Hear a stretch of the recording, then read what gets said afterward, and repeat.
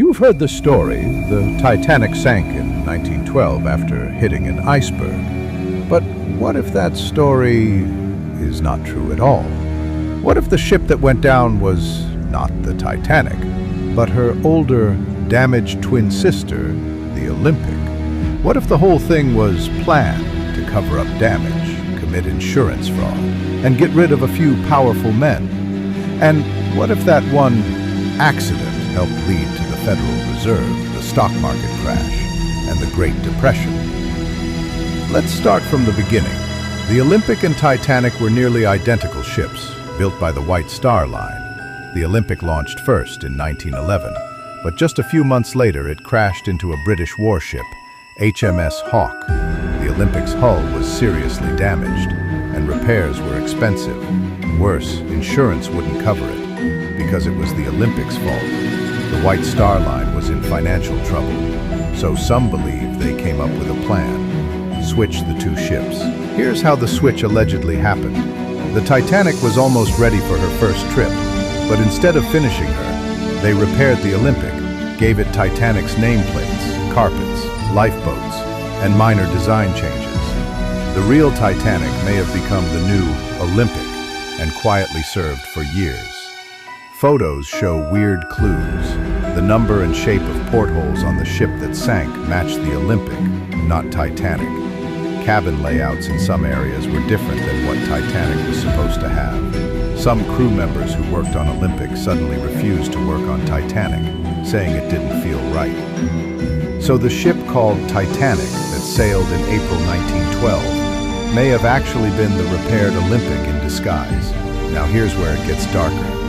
Some of the richest and most powerful men in the world were invited on board. John Jacob Astor, one of the richest people on earth; Benjamin Guggenheim, American mining tycoon; Isidor Straus, owner of Macy's. All of them were against the creation of a private central bank, something being pushed by powerful bankers like J.P. Morgan. And guess who owned the White Star Line? J.P. Morgan. He invited these men onto the Titanic, but at the last minute he canceled his own trip, claiming he was sick, even though he was later seen in France, completely fine. After the Titanic, or rather the Olympic, sank, all three of those rich men were dead. 1 year later, in 1913, the Federal Reserve Act was passed.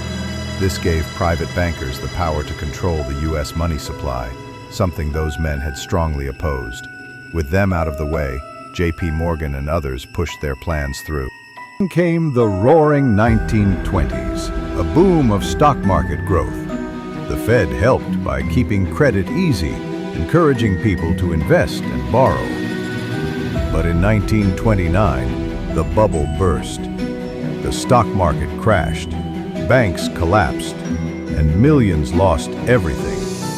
The world entered the Great Depression, and through it all, the central bankers stayed in control. So, let's connect the dots. The damaged Olympic is secretly turned into Titanic. Powerful men who opposed the Federal Reserve are invited on board.